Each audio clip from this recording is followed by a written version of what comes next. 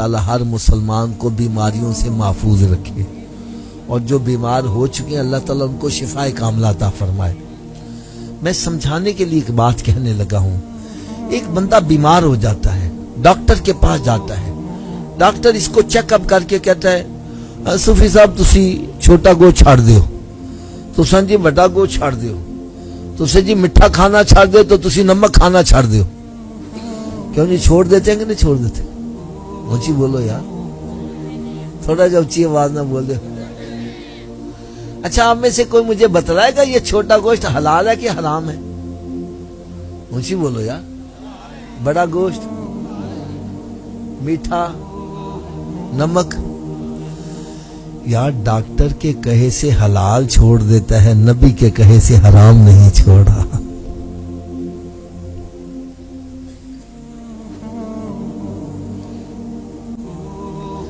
Doctor کے کہے سے اپنی من پسند چیز مٹھائی چھوڑ رہا ہے اور نبی کے کہے سے شراب نہیں چھوڑا، جوا نہیں چھوڑا، پاؤڈر پینا نہیں چھوڑا،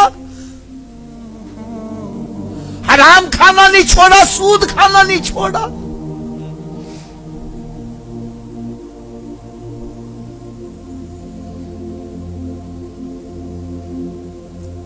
ایک ہمارا دوست تھا نا، وہ مٹھائی بڑی کھاتا تھا، ڈبہ رکھو تھوڑی دیر کے بعد غائب۔ ایک مرتبہ اس نے مٹھائی کھانا چھوڑ، میں کہا یار انہیں کھاندا ہوئے؟ کہندا جی یہ حافظ صاحب ڈاکٹر نے منع کر دیا ہے۔ کسی نے منع کر دیا ہے؟ میں کہا چھوڑ ڈاکٹر کو، کھایا کر تم۔ مجھے کہنا نہیں حافظ صاحب ڈاکٹر میرا خیر خواہ ہے۔ کیا ہے؟ میں نے کہا میرے آقا سے بڑا خیر خواہ کوئی ہو سکتا ہے؟ ارے ڈاکٹر کی خیر خواہی تو اتنی دیر تک ہوتی ہے جتنی دیر فیس دیتے رہو، فیس کے پیسے نہیں اندر جانے دیتے، فیس بھی دیتے رہو، خیر خواہی اتنی دیر جنی دیر ساج ساوے، مر گئے تو خیر خواہی ختم۔ اور میرے آقا صلی اللہ علیہ وسلم ایسے خیر خواہ ہے، آج اگر ہم زندہ ہیں تو سرکار کے صدقے سے ہی زندہ ہے۔ ارے آج ہمارے چہرے سلامت ہیں تو سرکار کے صدقے سے سلامت ہے، ورنہ پہلی امتوں میں ایک گناہ کیا جاتا تھا چہرے بدل جاتے تھے۔ آج ساری امتوں کے گناہ اکٹھے کرو، اس سے بھی زیادہ ہمارے اندر پائے جاتے ہیں۔ چہرے نہیں بدل رہے، سرکار کے صدقے سے نہیں بدل رہے۔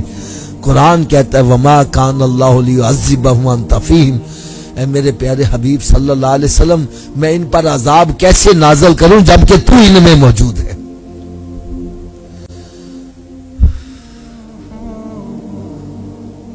اور پھر جتنا بھی بڑا آپ کا کوئی خیر خواہ ہے، اندھیری قبر میں دفن کر کے واپس آ جائیں گے، کوئی خیر خواہ قبر میں جائے گا؟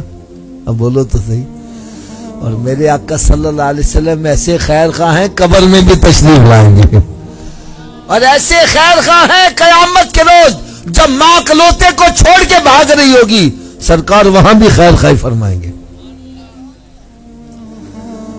اب بتلاؤ ایسے خیر خواہ کا کہاں ماننا چاہیے کہ نہیں ماننا چاہیے؟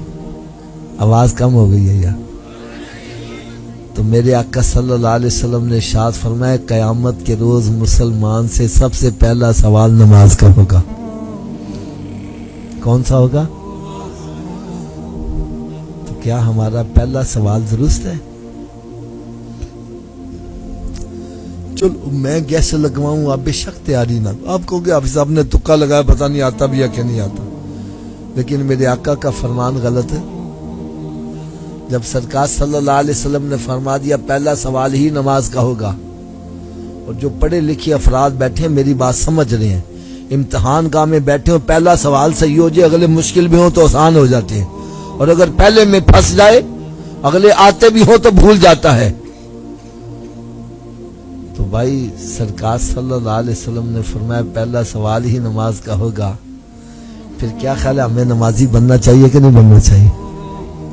آواز کم ہو گئی ہے۔